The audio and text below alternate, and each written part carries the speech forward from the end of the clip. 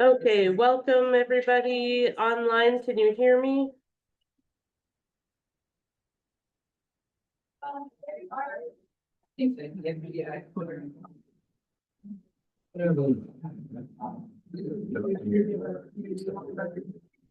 right in there, seats up front, right over here.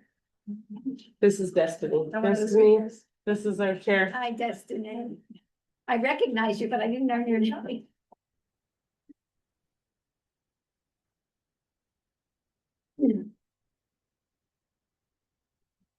All right. Right? Do you have a chair? Hi. Welcome to the 2026 US-Cuba Normalization Coalition Travel Panel. This is our action travel panel this year. And while travel itself is action, we really want to invite all of our guests online, in the audience here, and our panelists to think about ways that we can impact travel that would be beyond what we have been doing up until now. We've been doing quite a bit, but tomorrow we're going to be meeting to look at our actions over the next year or so, and we would really appreciate your thinking about ways that we can impact travel, expand it, and be more helpful to the Cubans by providing opportunities for more travel to new audiences or in other ways. So please think about that today. Bring your suggestions. When we have time later for Q&A, we will, you can bring up some ideas then or tomorrow at the meeting tomorrow. So please think about that. I would be remiss in not mentioning something important. A historical event that happened 10 years ago, just almost to this week. On March 20th to 22nd, President Barack Obama, Michelle Obama, his family, and other members of the government, the US government, traveled to Cuba. It was a historic event. He was the first sitting president to go to Cuba since 1928. And it really made a significant improvement, as we know, in relations to Cuba, but unfortunately, they were temporary. We're not going to be looking back in history so much now as looking forward to a new time, a time when we can again think about improving relations with Cuba and all of the ways that we might be able to do this given the new realities that we are dealing with. So we're going to ask each panelist to speak for no more than 5 minutes. We'll hold your question and answers until the end.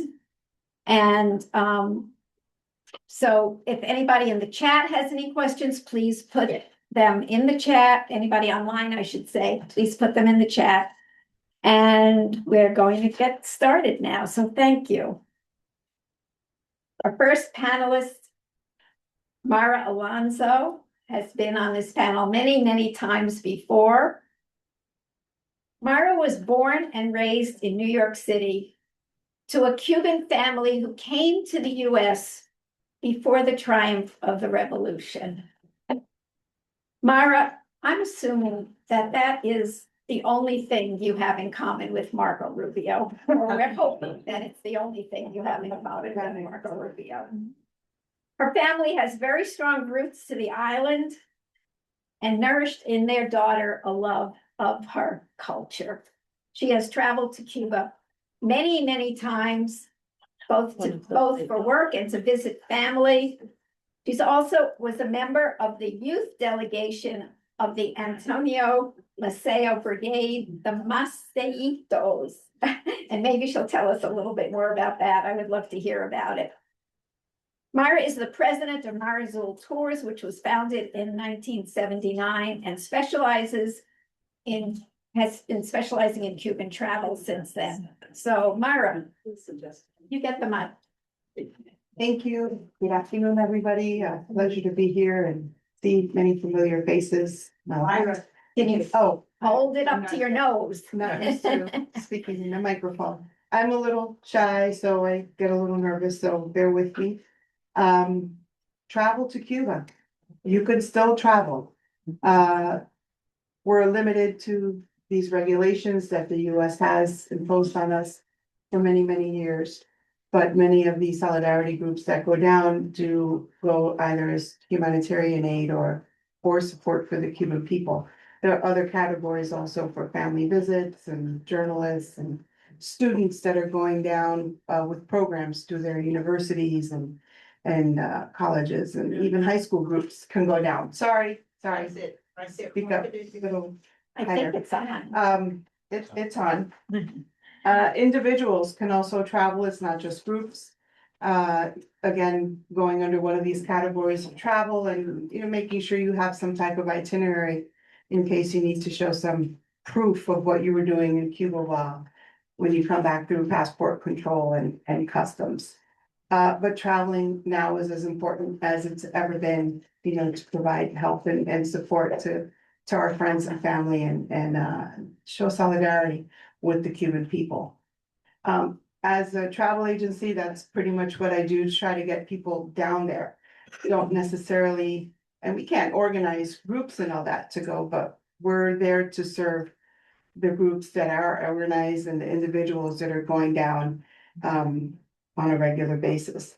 So if you're wondering how can you get there, the airlines from the US, commercial airlines are still operating. So American Airlines, Delta, and Southwest are still operating pretty much daily flights to Cuba. American has the bigger option in that not only do they offer flights into Havana, but also to the neighboring provinces. They go to Varadero, they go to Camagüey, Santa Clara, Holguín, and Santiago de Cuba, which is, to me, the heart of Cuba. Anyhow, again, flying there, the commercial airlines, you could book sometimes flights from your home city through to Miami. One of the things that you need to consider is the baggage and what you're taking down when you're booking your flights. Yes, the lower airfares look really appealing, but it may turn out you can't take a suitcase, or you can't take a carry-on, or you can't take things like that. So you might have to look at higher fares to be able to take baggage, especially if you're taking humanitarian aid and or working in cooperation with some of these other, like, not just tourists, that they send you a bag so that you can take it down, or the hospitals there. We've got 2 seats here and 2 seats here. If folks want to come down and grab a seat here, please feel welcome. There could be changes coming to the regulations, with all the chatter and the conversations that are taking place. We don't know how it's going to affect travel. It's still too early to tell. It may open things up. Hopefully, I mean, we're leaning towards that, so we'll see how that could generate more folks being able to travel comfortably at this time. The entry into Cuba, you all know you need a visa to go in. It's changed throughout the years. It's no longer a paper visa that you can buy easily at the airport or get in a package or buy through one of the agencies. It's now electronic. You can still buy it through the agency. Don't know how easy it is to do to get it at the airport, but it's linked to this other document that needs to be filled out when you go to Cuba. So make sure that gets done if traveling. Anyone who's born in Cuba needs a Cuban passport, and we're more than happy to help with that. So I'm gonna go. I'd love to answer questions afterwards. That's actually easier for me. And thank you. Thank you, Mayra. So I want to point out again, individuals can contact Marazul Tours, or organizations that are already together and need some assistance. Marazul will be there to help you. So thank you very much, Mayra. Shanice Bunyan is here speaking for the Venceremos Brigade. In 2010, at the age of 16, she went to Cuba for the first time. She's been there 5 times altogether. She currently co-leads the New York, New Jersey Venceremos Committee. And Shanice, here is the mic. Thank you. Hello. So yeah, my name is Shanice. And again, traveled to Cuba, traveled with the Venceremos Brigade. So the VB has been traveling to Cuba since 1969. So it's been about 57 years of solidarity with Cuba, 57 years of supporting people in Cuba. And since then, they've carried tens of thousands of people, of US citizens to the island to be able to see it for themselves, to be able to be educated, ask questions, speak directly with Cubans. And also our biggest thing, of course, bringing humanitarian aid, bringing material aid to the island, as well as also because it is a solidarity trip.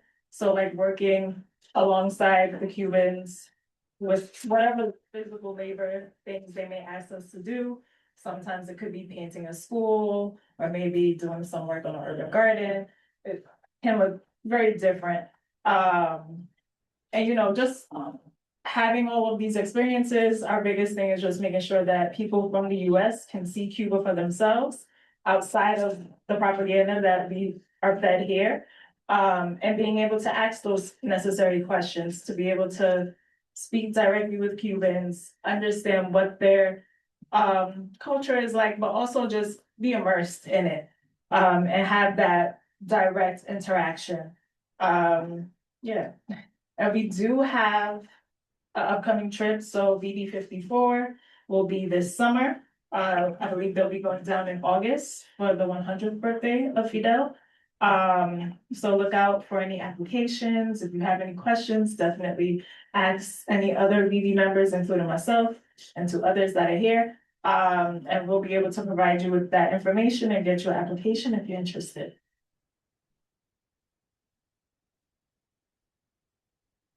Thank you, Denise. If anyone is having difficulty hearing, even though we're trying to speak up, there are 2 empty seats right in the front of us. So please come right up if you would like to use those seats. I'm having a little bit of problems with this owl. It is moving to me when I speak, but not to the speakers when they speak. So if you could maybe come up here to speak, that would be great. Hopefully the camera will come to the right person. Okay. Julie, come up. Julie Wolenski is with Building Relations with Cuban Labor. Julie is active in the Chicago Cuba Coalition, a longtime union activist and past railroad worker, and organizes Chicago labor participation in the Building Relations with Cuba Labor delegation, and they're heading to Cuba again in April. So Julie, you're on. All right, well, thank you. Thank you all for organizing this and for all you for coming to hear about travel. I want to talk about specifically Building Relations with Cuban Labor, Sacramento-based organization that takes labor delegations to Cuba. They have this wonderful 24 different unions have endorsed this this group, and they produce a really beautiful poster that has all the union bugs on it. Although it's a California-based group, unionists from around the country participate in the delegation, and it's not exclusive to unionists. So anybody can join this delegation, although it's specifically designed for engagement with labor and, labor, US labor and labor in Cuba. So a little bit about, the other thing that Building Relations has done is they really kind of led on getting resolutions through labor unions, calling for an end to the US blockade, calling for removal of Cuba from the SSOT list. So it's been an important organization just in terms of that relationship, labor and US and labor in Cuba.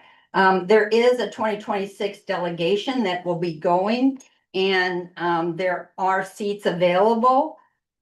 Just a couple of highlights from from the 26th delegation includes a trip to a cigar rolling workshop, meetings with trade union reps, and also a meeting with Gloria Rolando, who is Afro-Cuban documentarian, has made the documentary about Asada Shakur, and also a number of other documentaries, basically sharing the history of Afro-Cuban culture in Cuba's revolution.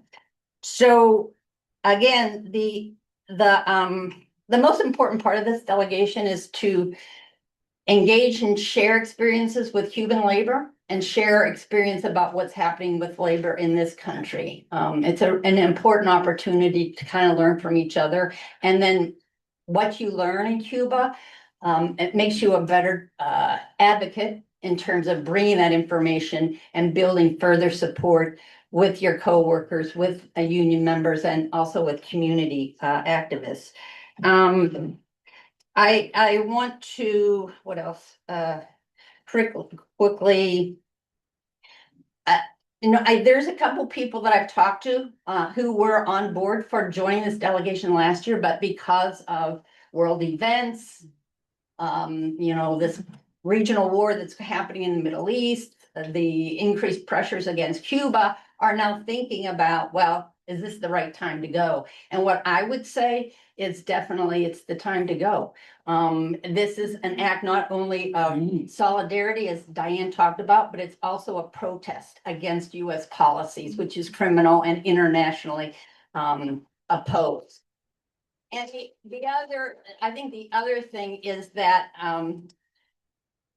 it's just again a better way to learn about Cuba, so that then you can come back to bring in more people into this campaign to call an end to the blockade. So what I want to do is share the remaining 2 minutes that I have. I hope with Clara. 1 minute with Clara Elcott, who is a member of IATSE and the Democratic Caucus, who went on a building relations delegation 25.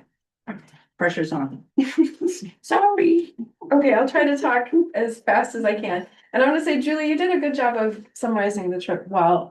But I am in a union called IATSE. We're a film and television union, also Stagecraft. One of my brothers is here from Local 1, New York. But we traveled for the building relations trip last year for the May Day coalition. So we went there for May Day, and it was awesome because Havana's May Day parade is the largest in the world, and you get to meet with workers from all over the world, along with the workers in Havana, and it's beautiful and wonderful. And the trip in regards to labor solidarity was awesome because we were able to build solidarity with other union members from Chicago. We all traveled down there together, and we stayed down there together, and then we were able to bring what we learned down in Cuba back to our unions here in the United States to share about their healthcare, to share about their education program. And if people are in kind of older trade unions, so there's a lot of reform and rebuilding that needs to be done, and that the Cuba trip really helped with that also. But I encourage it, like Julie said, I encourage everyone to go anytime, because also Havana is so beautiful, and Cuba is just an amazing place. Thank you both so very much. All right. You left.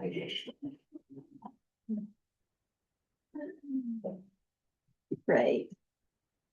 I meant to ask, how many people in the room have yet to travel to Cuba? How many people? Great. We're hoping that we will convince you to go soon. Our next speaker is Destiny Rivera-Giomez from the Los Angeles Hands Off Cuba Committee. Destiny is a grassroots organizer from SoCal, California. She began organizing at the age of 17, advocating for youth representation in city government, as well as for immigrant families under threat from ICE. She's a proud member of the LA Hands Off Cuba Committee and is also deeply involved in the preservation of culture and traditional arts, and leads a youth visual and performing arts program in her hometown. Destiny.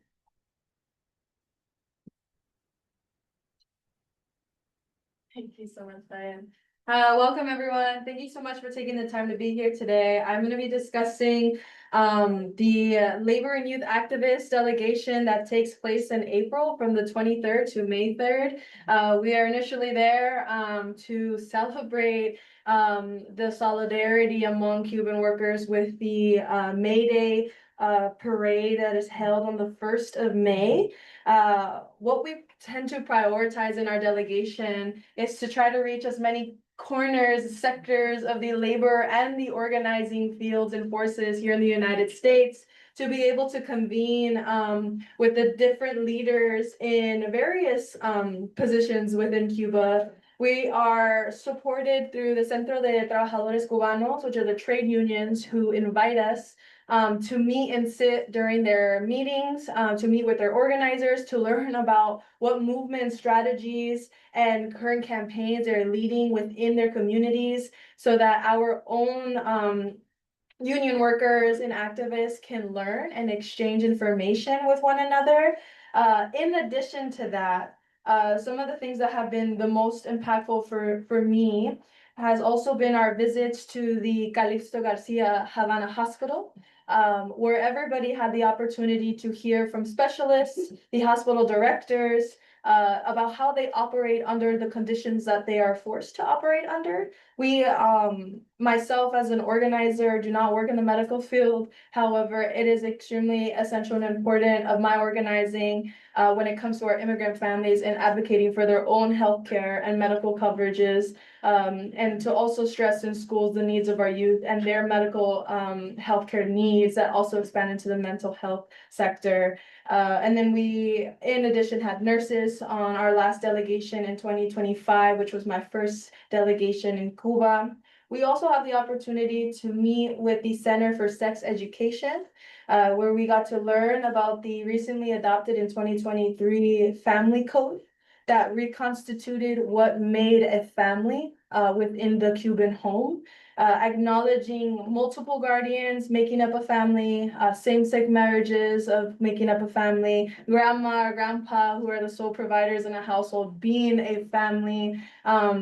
And it also rewrote the idea that children are not property, but rather the parental rights to children is actually a responsibility to their children and not property rights over children, making them autonomous individuals. Yes.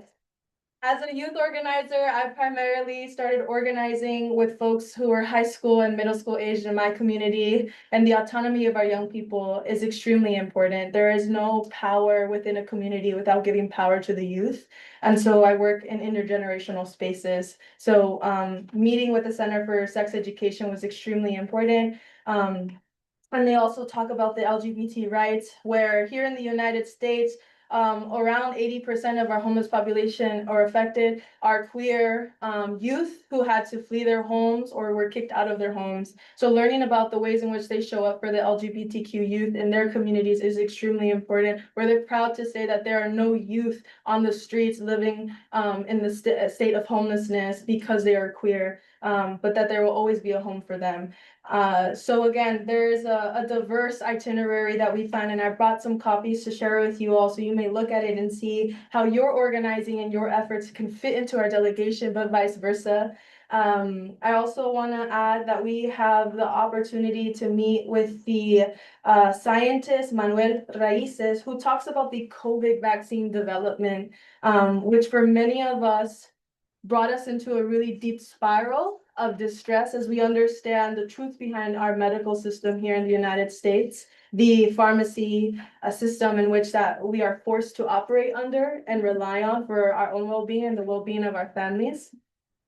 And so throughout this entire itinerary, it is to say that you have the opportunity to interact with students, you have the opportunity to interact with doctors, with scientists, with lawyers, and also the folks that you stay with. We stay at the Rocinante Hotel, is one of our places where we get to convene and speak to the workers there, as well as gift them things that we bring in solidarity with them, knowing that things as small as like sanitation pads for women, or even like a makeup palette, are things that can bring either a sense of joy or fill a necessity that they might have, which are things that I was able to bring and give. So feel free to take a look at our itinerary that I'll be able to have here in the front. And if you have any questions or are interested, next year would be the best opportunity because we've already surpassed our limit for this year's delegation on April 23rd. Thank you so much for your time, and I look forward to speaking to you all, hopefully. Thank you so much, Destiny. We are anxious for people to go to Cuba under any circumstances, but when you go to Cuba with a solidarity group, you have an experience that you cannot get otherwise. You get to go, as Destiny just described, you can get to go to hospitals, to schools, to senior centers, to youth programs, to arts programs that would never be available to somebody who just wanders into Cuba. Although we encourage you to wander into Cuba if that's the way you want to go. But you won't have the kind of experience that you have. And the other one is about the Families Code. And I just want to mention that Cuba has the most progressive Families Code, and Destiny gave a lot of examples of that. And as we in the United States are moving backwards, Cuba is moving forward, and it's so incredible to see that happening. So thank you. Okay, Tamara Hansen is up. Tamara is an organizer with the and the co-help with this panel. So Tamara and I work together on forming this panel, and I want to give her absolutely credit for that. She's an organizer with the International U.S.-Cuba Normalization Coalition, and one of the organizers, as I said, with this conference and this panel.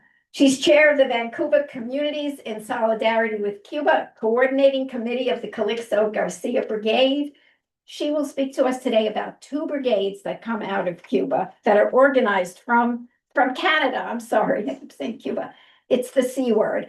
From Canada, the Calixto Garcia Brigade and the Che Guevara Brigade. So Tamara, thank you. Awesome. Thank you, Diane. Okay, well, we've got a full house here at CUNY today, which is amazing. Thank you all for coming to the travel panel. And we've also got at least 20 people joining us online, which is fantastic. All to hear about different ways to travel to Cuba. So I'm guessing most of the folks in the room are US based. But, you know, if you'd like to travel with a friendly group of people from Canada to Cuba, we are always open to that possibility. Right now, as Mayra mentioned, we're facing the challenge of flights from Canada, but there are brigades that are planning to go ahead with some, you know, creative planning. So Canada has 2 brigades, the Che Guevara Volunteer Work Brigade and the Calixto Garcia Brigade. The Che Guevara Brigade will be going for International Workers' Day, for May Day this year, at the same time as quite a few other brigades from the United States. But the Che Guevara Brigade will be going to Havana, staying at CGEM, the Campamento Internacional Julio Antonio Maya, which is an amazing place to stay. Maybe more for a younger audience than an older audience. It does have bunk beds and frogs and wildlife. But it is an amazing place to build community. There's usually people staying there from 20 to 30 other countries around the world who have all come to Cuba to learn about workers' rights and to celebrate International Workers' Day. So it's a fantastic opportunity to travel to Cuba. I was the Che Guevara Brigade coordinator in 2009 and 2010, and I've traveled to Cuba 5 times with the Che Guevara Brigade, always having an amazing trip. Thank you. Today, I'm working on the coordinating committee of the Calixto Garcia Brigade, and it's a special brigade because it is housed in eastern Cuba. And so whereas a lot of trips are going to Havana and central parts of the island, every year the Calixto Garcia Brigade travels to Eastern Cuba, and that is really known as the cradle of the Cuban Revolution. And so we visit Holguin, which is kind of the head where we fly into Cuba, and from there visit 2 or 3 different provinces. So this year in 2026, we'll be going to Holguin, Las Tunas, Guantanamo, and to Santiago de Cuba, which is very exciting. That's 4 different provinces in 2 weeks. Oftentimes we'll go and visit Fidel Castro's birthplace, where Fidel Castro is interred, and also a lot of projects related to children, arts, projects in different communities, dance projects in different communities, as well as things around climate justice. Last year, our brigade had a special focus on the indigenous cultures of Cuba, and specifically on the Taino history of Cuba. And this year, we're going to be focusing on looking at artists and music. And so I think it's going to be a really great program. It goes November 29th to December 13th, 2026.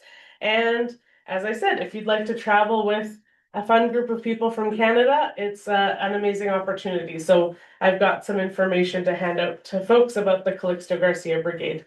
Thank you so much. And no matter how you travel to Cuba, all of us have amazing trips planned. And I really, if you haven't been yet, it's time to go to Cuba. Cuba needs us now more than ever. And we hear that the situation is desperate in Cuba. And it feels sometimes like, well, won't I be using up needed resources by traveling to Cuba? But our Cuban friends are saying to us, no, we need those foreign dollars coming into our country. We need the economy to keep moving. Even though we're facing these challenges, we need people to come and see the situation in Cuba. And so I really encourage you to make this year the year that you travel to Cuba. Thank you so much. Thank you so much, Tamara. I just wanted to mention, because we haven't mentioned today, there's one other organization that I have traveled to Cuba with many times that I wanted to mention, and it's called Witness for Peace. And I've been to Cuba 12 times, and I've led 5 delegations through Witness for Peace to Cuba. Witness for Peace stays at the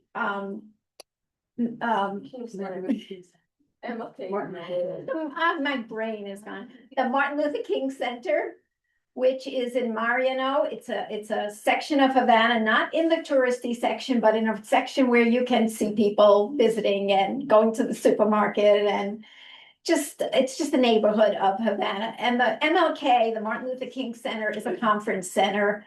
And it's just another opportunity to visit. So I just wanted people to know about the MLK also. We are ready for questions. No, we've got one more speaker. Jen.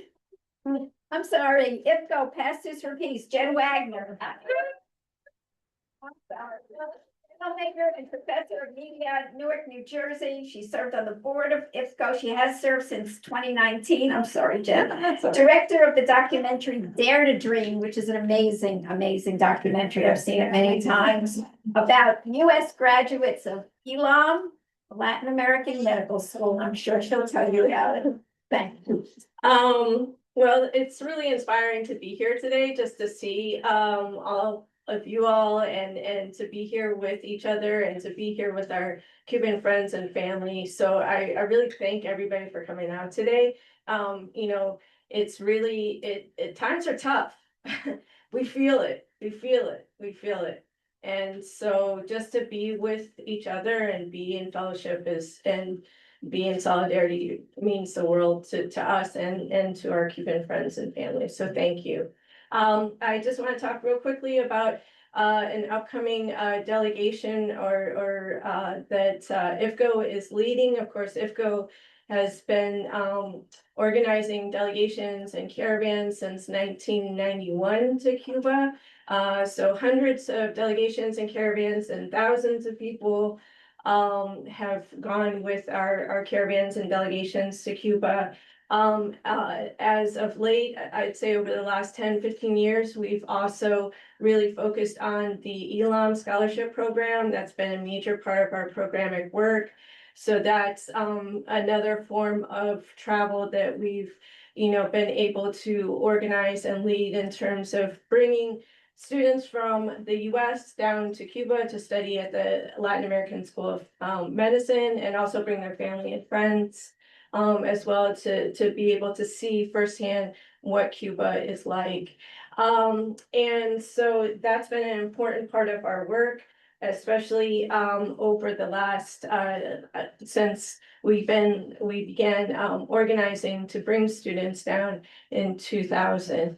So from the very beginning of ELAP. We do have a delegation coming up actually next week that's going to be part of the Nuestra America convoy. That's very exciting. We have about 30 or so community leaders, faith leaders, artists who will be traveling down, a very diverse group from all over the US that will be traveling down, will be part of the solidarity convergence of thousands of people from around the world, which I guess it's really kind of growing exponentially. I just heard that ICAP, the Irish hip hop group, is coming. So,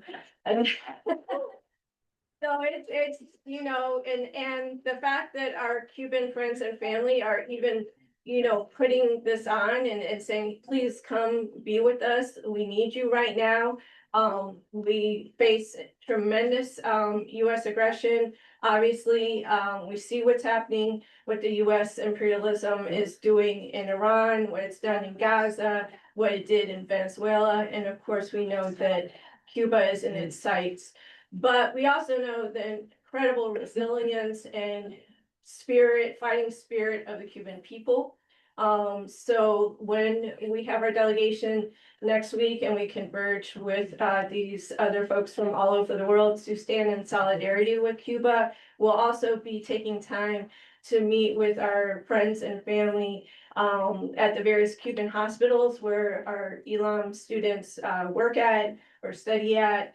We'll be looking at the impact of the US blockade, which of course has only quadrupled in absolute terrorism in terms of this new Trump oil blockade that's keeping energy or oil supplies from coming into Cuba. So we'll look at the impact of that on the healthcare system.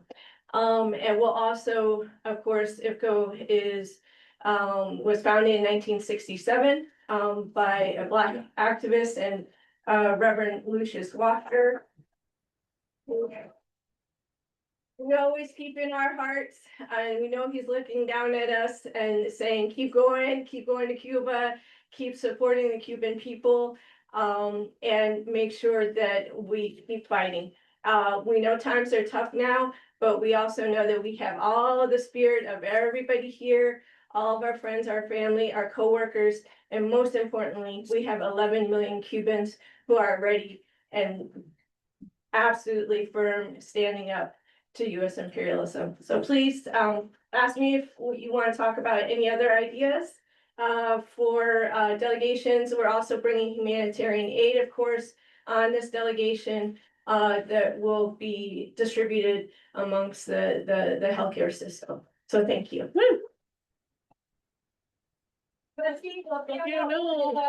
Diane, I need to intervene for 1 second. Sure. We did hope to have a speaker that was going to talk more specifically about the convoy, and they weren't able to make it. So thank you so much, Jennifer, for covering that.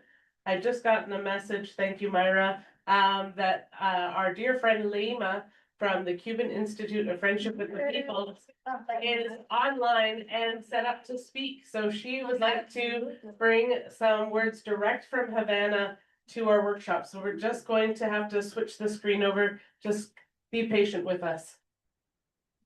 I can't wait to to hear from Leima. She is one of my absolute favorite people in Cuba, and I'm so excited. She's usually here with us, but this year was not able to get a visa to come. Otherwise, we would have all met her in person. So I'm sorry she wasn't able to make it.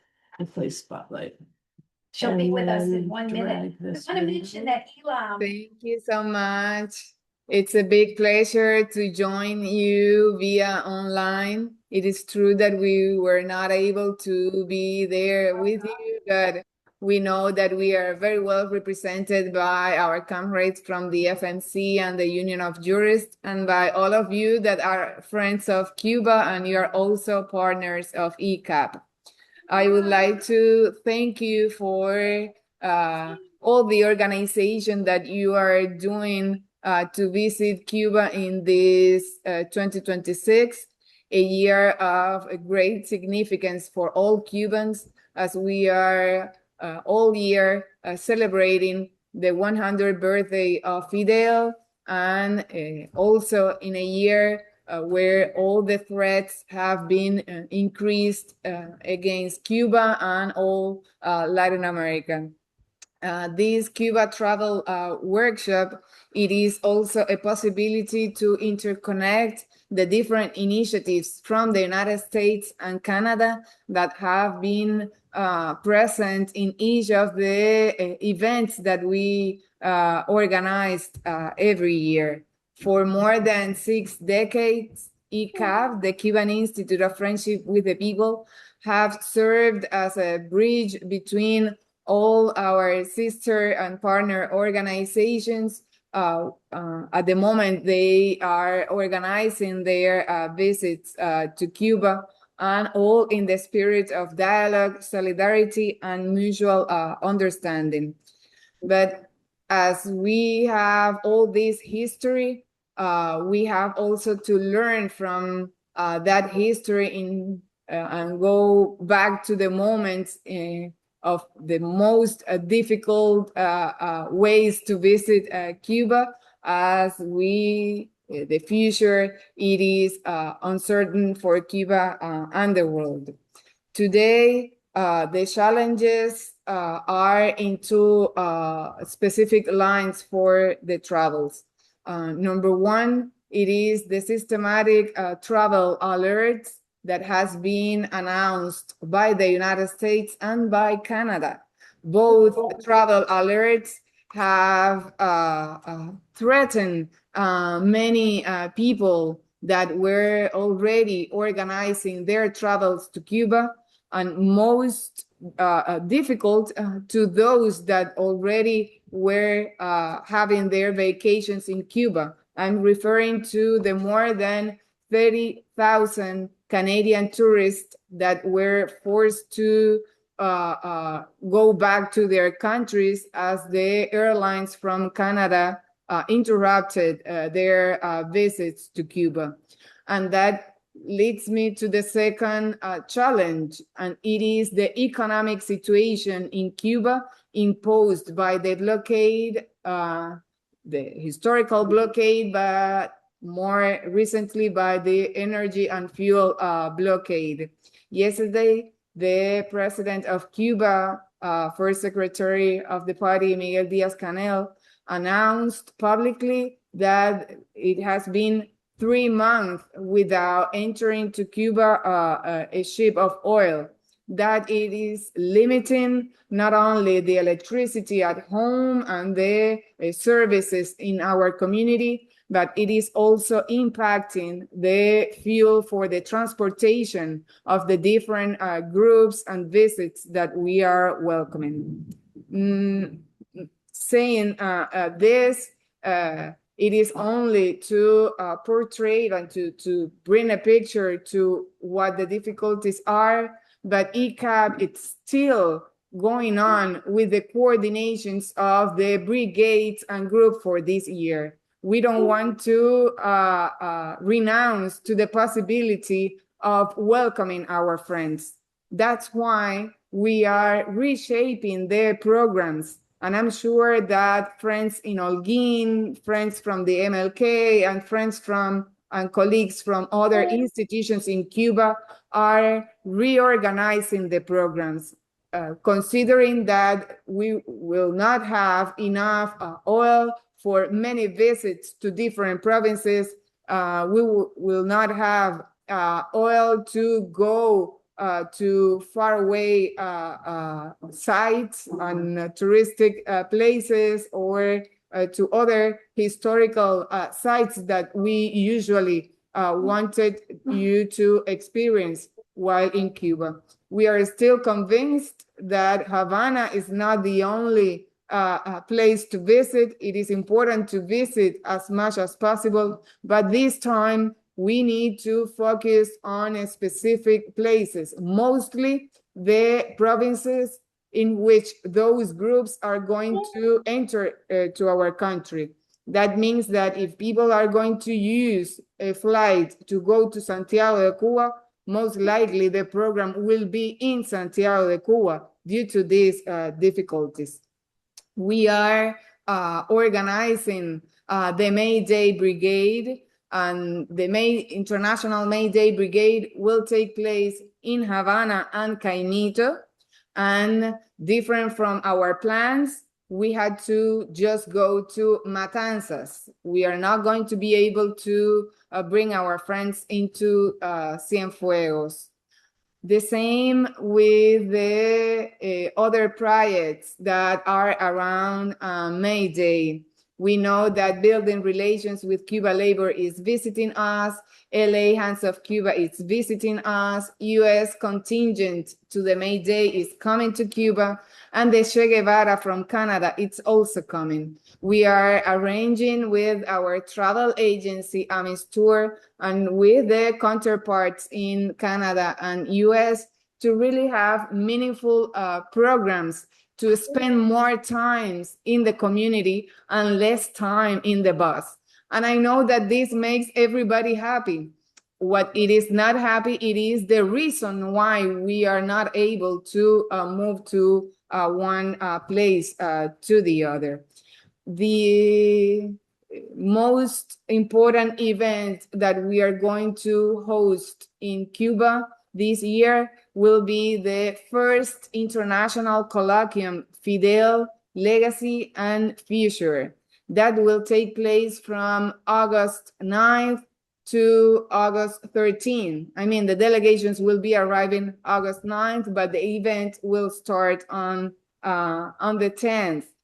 That event, it is open not only to the historical solidarity groups, but it is open to scientists, to researchers, to politicians, to academicians, to people interested in environment. We have to remember that the legacy of Comandante Fidel, it is so wide that many people in the world are feeling inspired to come and share their experiences directly with him, or their experiences by being inspired by Fidel Castro. That event will be in the most difficult conditions. We are going to have sessions in specific places near to the accommodation places of the visitors. And of course, something that we have to highlight, it is that the programs and agendas that we are sharing with all of you, of course, will be subjected to changes, and we look forward for your understanding and comprehension, but we are also calling all of you on visiting Cuba. The conditions are very difficult. The electricity is being affected by more than 12 hours a day, but we know that all of you has experienced that in many of other visits to Cuba. It is just to being in contact so as to update each of the projects on the specifics of those programs. I was mentioning the travel alerts from the United States and Canada. Both of those alerts are not only thinking about the tourism as a way of interacting with our country. They have been using those travel alerts as political threats, as they are avoiding that many people that were having in their agendas for this year. Well, some of them had to cancel their visits, but the damages to the Cuban economy, it is the end of those policies. It is the real objective of calling to those travel alerts. I would like to mention that for the tourism in Cuba and the consequences, I have to mention that the current figures of the millions of tourists that we received in 2025 are not going to be met in 2026. In fact, the numbers are being reduced drastically over the last two months, and with the new announcements of difficulties in Cuba, some of those projects and packages from the Ministry of Tourism are really badly impacted. So, saying this, I want you to know that to travel to Cuba, it is also sending a message to other people that it is possible to come to Cuba. It is possible to enjoy Cuba, although the programs are completely different from previous years.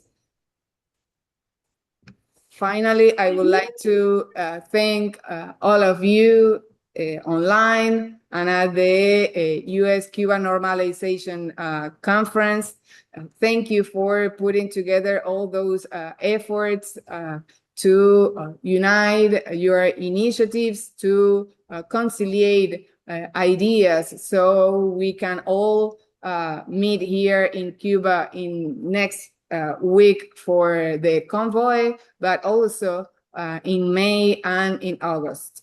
The year it's still to see what happened in the coming weeks, but please stay in contact with your travel agents, with your counterparts in Cuba, to really get accurate information of what is happening in Cuba. Amid the difficulties, we are not in a stop, we are not in chaos. The services are continuing, slowing down, it is true, but we are still having a life in Havana and in other provinces. Thank you so much, and we will keep online for any questions or comments.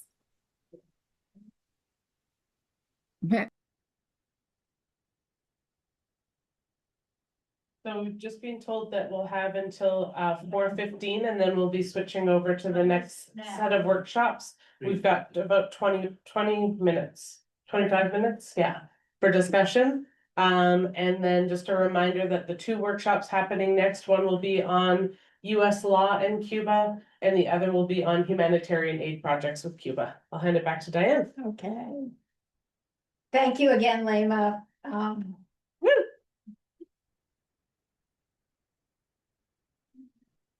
Okay, we are ready for questions, for comments, for questions for Leima, or for anyone on the committee, online and from the room. So please let us know. If you can stand up and speak loudly, your question, that would be a big help. It's a petition kind of question. I went with Pastors for Peace several times years ago. I've been going back and forth for 25 years teaching community theater. And my students now of playback theater, we have 4 different companies and they travel all around. And I spent $1,000 on medicine at Costco that I'm trying to get down to my students. I know them well, so I got what they need. This is not a general, and I need somebody to take a valise down of these things to Havana. So if you're going or you know somebody who's going, I can support the transit of a valise, and it will be under the 50 pounds that the plane needs. I'll pay for half the ticket. So see me if you think you can help with this. They're waiting for this shipment from me to this particular community. Thank you. Thank you very much. Nesbit? Yeah, Grab the Grab the mic. mic. I just ask who might be interested so I can give you a card and you can get in touch with me. Thank you, Destiny. Nesbit, go up and get the mic. Anybody else? He's got it. He's got the mic in his hand. Find somebody who's. Yeah, You ever take some? All right, let Nesbit speak now. I just wanted We don't have to, much time. address this, especially to those Sorry. people who have not gone to Cuba. And also to those of you who have gone, that is to say that it is vitally important to go to Cuba now. This is the time to go. If you haven't gone, go. Years ago, 2, 3, 4 years ago, I used to come to this workshop, and I was really kind of concerned and jealous. I didn't want to really hear about anybody talking except for the brigade. I'm from the Venceremos brigade, but my attitudes have changed. My attitude now is go with the Venceremos brigade if you can, but if you can't, go to Cuba with anyone on this panel or anyone else because they need us.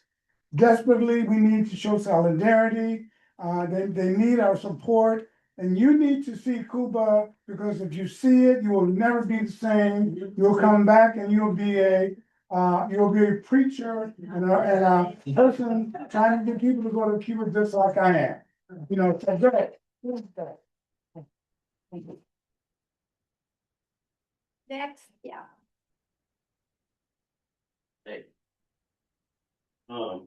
Yeah, so I'm a student, right, strapped for cash, no money.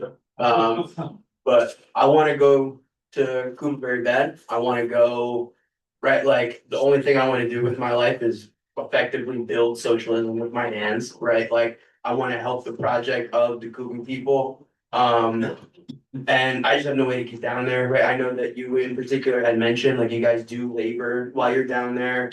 So if there's just any way, like, I could get, how to get in contact with you guys, where to find the application, like, how to get down there. Just any, like, expansion on information on that stuff, particularly, just so I can, fill out 1 million applications if I have to. Thank you. Yeah, but we don't have I can think of We don't have copies for them, in particular with the UB. So we do fundraise throughout the year, whether it be in our local committees across the country or even like nationally, just trying to fundraise a significant amount of money so that we can help support folks who, they're trying to get to Cuba. Yes, travel is expensive. And our travel also encompasses like room and board, food, basically everything. So once you're there, you don't really need to spend much outside of like just having like some personal cash on you for little things that you may want to buy while you're in Cuba. So yes, there are fundraising. We do give people scholarships depending on how much we are able to fundraise throughout the year. So hopefully, like, I'll get your information and, once we have our application up and running, we'll definitely reach out to you.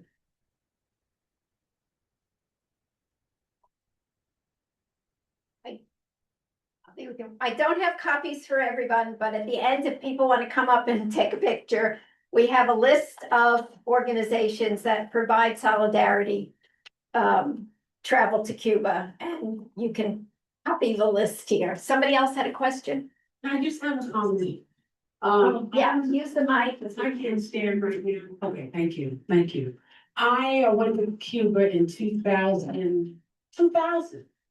Haven't been back since.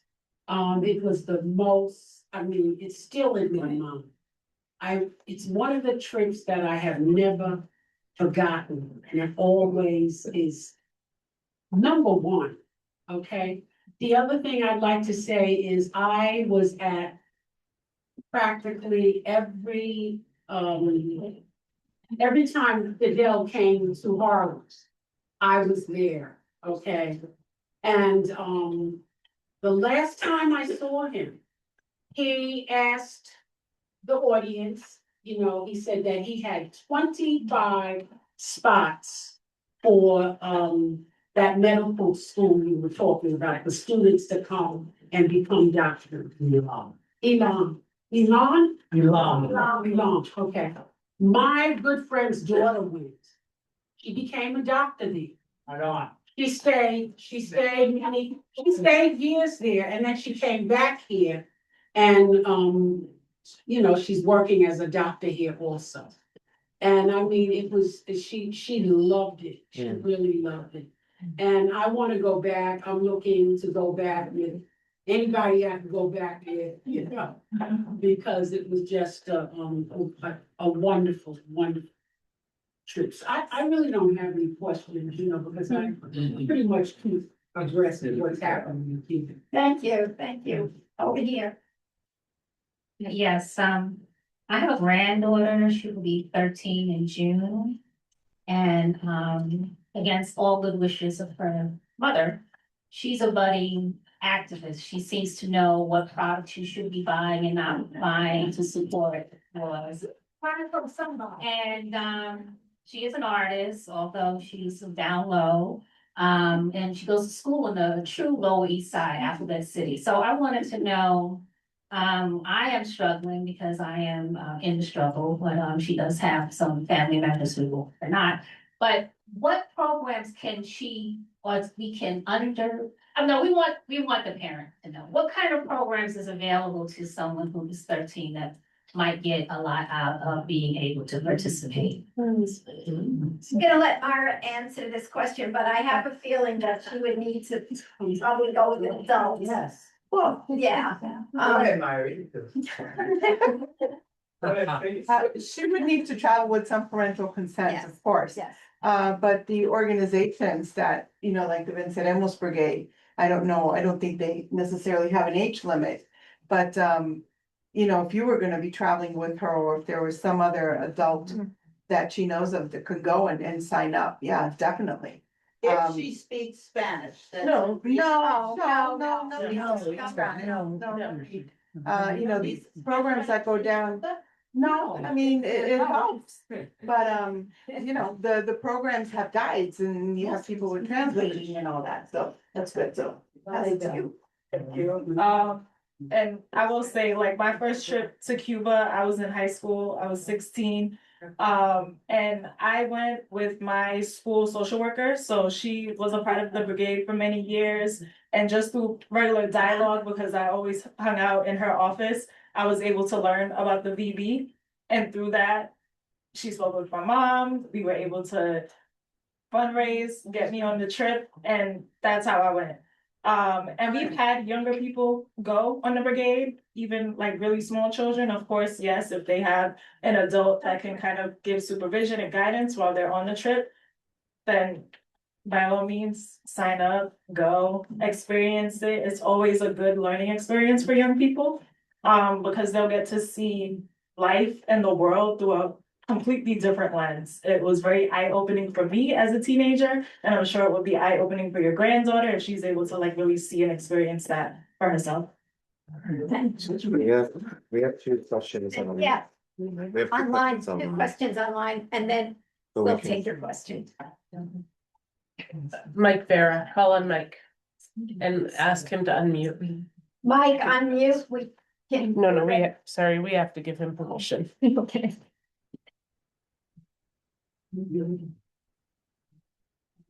Okay.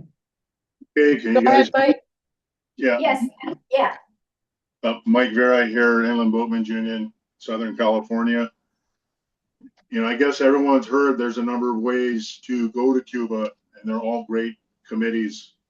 You know, you've got all the NNOC brigades, and you got the bunch out of Chicago, you know, Julie and Steve, building relations with Cuban labor, and get a hold of Nancy Yamada and Chris Bender. You know, I'd like to really pay homage to Bill Camp, who started that committee and was instrumental here in Southern California and the bringing the message to politicians and the labor unions. And I'd like to also thank Mark and Destiny and Brenda and the LA U.S. Hands Off Cuba Committee.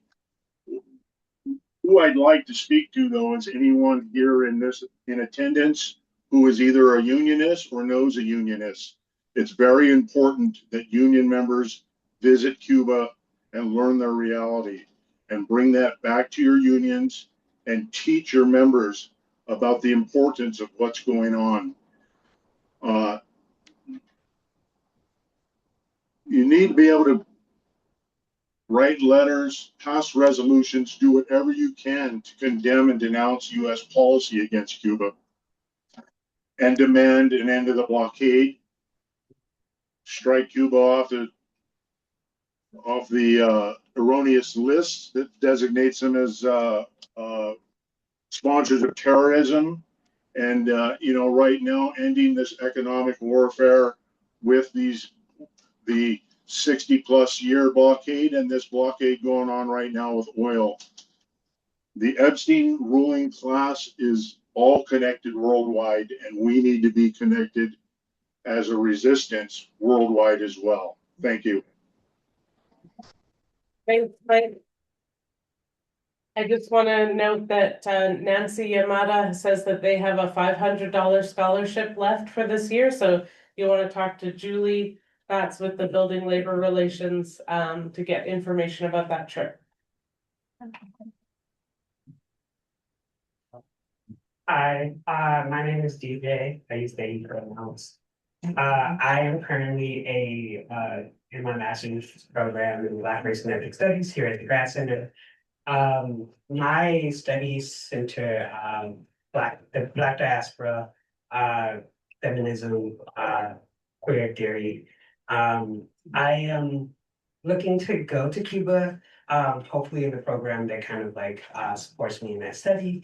And I was wondering if any of you guys have any kind of advice on whether your programs focus around that or anything that you might know that are going to support. Anyone want to talk on that specifically? No, for the VB. Well, VB 53 was more so 3 smaller brigades. So we had the May Day Brigade. We had a brigade in July that was more of a queer brigade. And then in December, that was our African, Indigenous, and Palestinian brigade. This year, the brigade is more, you know, multi-generational, multinational, multi-ethnic. So it is more of a wider brigade, not specifically focused on one particular group. However, always very intentional behind like where we go and the topics that are discussed, and the things that we can learn. On the last brigade that I went on, we were on the eastern part of the island. We were able to like be in Santiago and Guantanamo and kind of see more of what they call like, you know, those African roots that you experience within Cuba. And you're able to like really connect with that, really able to see like different cultural practices. And I do believe this year, I'm not quite sure exactly what part of the island they will be in, but most likely it might be the east. It'll be the west. Oh, okay. And still also understanding that there's always intention behind every brigade. So there's always intention around the groups that we visit with and speak to. So there definitely will be representation around being able to connect with the groups that particularly do focus on like African culture or even indigenous cultures, and being able to have a sit down and discussion around that. Can I say something about unions? Unless somebody else wants to say something about this. I was gonna ask that, yeah, touch on the last question. Oh, you were? Yeah. Okay. I think part of the challenge this year, like I said, last year, the Calixto Garcia Brigade focused on like the indigenous history of Eastern Cuba. Part of what Leima talked about is that this year, we're gonna have to be very flexible, and what the program is gonna be a little bit more up in the air based on what we can access by maybe walking and short bus trips. So I think there's those are the challenges that we're facing right now, but I also think that in each of our organizations, you'll find people who share the same focuses that you do, who are interested in issues of racial justice, queer issues, etc., who would be willing to help you make those contacts. So even if it doesn't become a main part of the brigade program, to be able to help make you those contacts and find the right people to do the research with. So, Yeah. Was there one question back here? Yes. Not a question, I'm sorry, but just a suggestion for people traveling to Cuba to reach out to Not Just Tourists, where they can give you a suitcase full of medical supplies and connect you with the hospital if need. It's njt.org. And also supposed to come with a Mayday Brigade, so hi. Hi. Can I make a quick point about labor? Based on, I just kind of follow up with Mike Bear's remarks. Labor is really in a difficult position right now. There's a real contention between workers and the bosses. And it's really kind of like comes down to how do we move forward? How do we defend workers' interests in this country? And it's not through tariffs. Tariffs are not going to protect US jobs. It's solidarity. And it has to be solidarity across industries, across state lines, across borders. And I think that's the most important lesson to be learned by, laborers or people who are in unions going to Cuba, because it's part of this discussion about how do we build, or how do we fight against corporate attacks against immigrant workers, against workers and the unions here.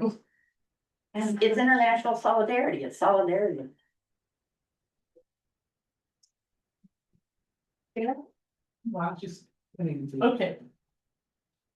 Okay. Anything else online? Anyone else online?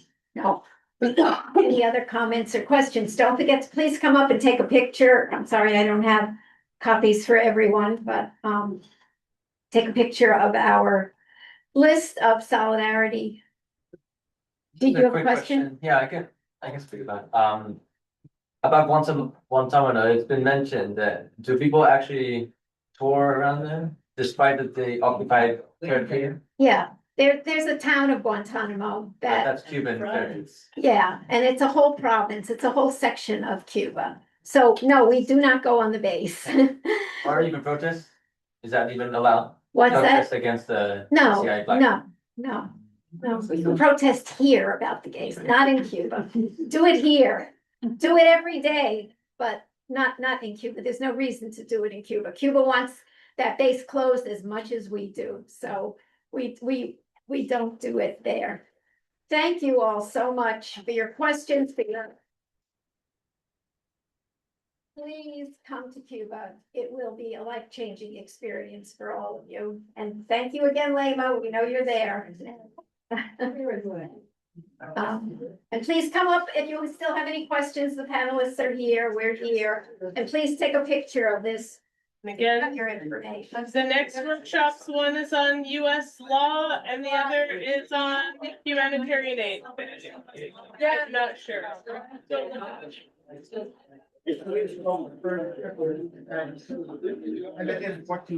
Okay, thank you.